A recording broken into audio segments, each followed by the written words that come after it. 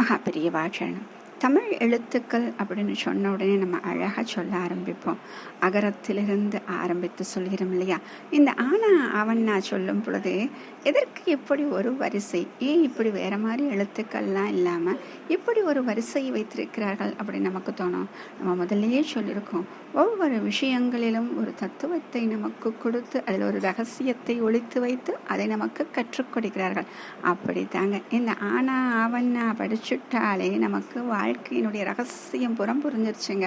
நம்ம நினைக்கிறோம் ஆனா அவனா அப்படின்னு கடன்னு படிச்சுட்டே போய் எழுதி பார்த்தா அப்படின்னு. அப்படி கிடையாது. இந்த ஆ அப்படிங்கிற அந்த எழுத்து எதற்காக முதலில் ஆ என்ற எழுத்து வைக்கப்பட்டது, அதற்கடுத்து ஆ என்ற எழுத்து வைக்கப்பட்டதுன்னு அப்படின்னா அவங்க சொல்லியிருக்கக்கூடிய விஷயங்களை பார்த்தா அடேயப்பா இந்த 12 எழுத்துக்குள்ள இவ்வளவு விஷயமா, இது தெரிஞ்சா போதுமே நம்ம வாழ்க்கை எவ்வளவு சந்தோஷமா இருக்கும் அப்படின்னு நம்ம நினைப்போங்க.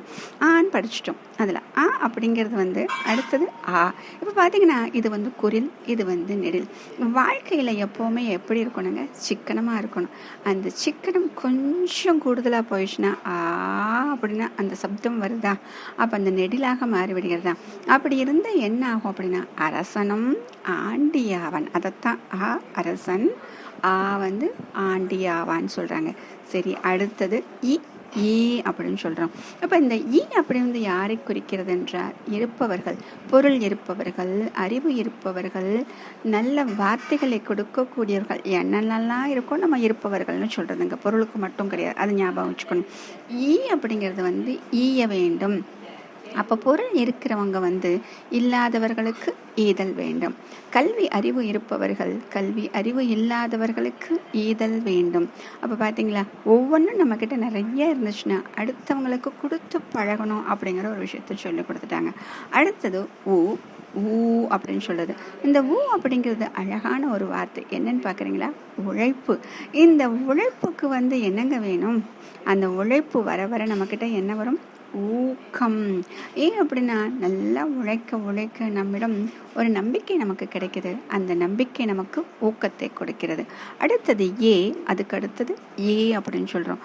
ஏ அப்படிங்கிறது ஒரே ஒரு விஷயம். எப்போவுமே ஒரே ஒரு விஷயத்த நம்ம தமிழ் அறிஞர்கள் அனைவருமே நம்ம சொல்லிக் கொடுத்தது, நம்ம மூதாதையர்கள் அனைவருமே சொல்லிக் கொடுத்தது, எதுக்குமே ஏன் என்று கேட்டு பழகு அப்படின்னு சொல்லுவாங்க. சொன்ன உடனே அதை நம்பிட்டு அப்படித்தான் அப்படின்னு சொல்லாமல் இது ஏன் என்று கேட்டு பழகி அதில் இருக்கக்கூடிய இன்னும் நல்ல விஷயங்களை நீ தெரிந்து கொள் அப்படின்னு சொல்லுவாங்க. நமக்கு தெரிஞ்ச அதில் கொஞ்சம் இருக்கும். இப்போ நம்ம ஒன்றும் இல்லை, ஆனால் அவனாவே கற்றுக்கிட்டோம். இது ஏன் கற்றுக்கணும், அந்த ஆளை என்ன இருக்குது, ஆளை என்னென்ன இருக்குது அப்படின்னு நம்ம கேட்டிருந்தோம் அப்படின்னா அன்னைக்கே நமக்கு இந்த சந்தேகங்கள் தெரிந்திருக்கும். அப்போ எதையும் ஏன் என்று சிந்தித்து பார்க்க கற்றுக்கொள்ள சொல்கிறார்கள். அடுத்ததாக இந்த ஐ. இந்த ஐக்கு மட்டும் அடுத்து எந்த எழுத்தும் கிடையாதுங்க. ஏன் அப்படின்னா இதுக்கு கொஞ்சம் அகம்பாவம் கூடுதல்.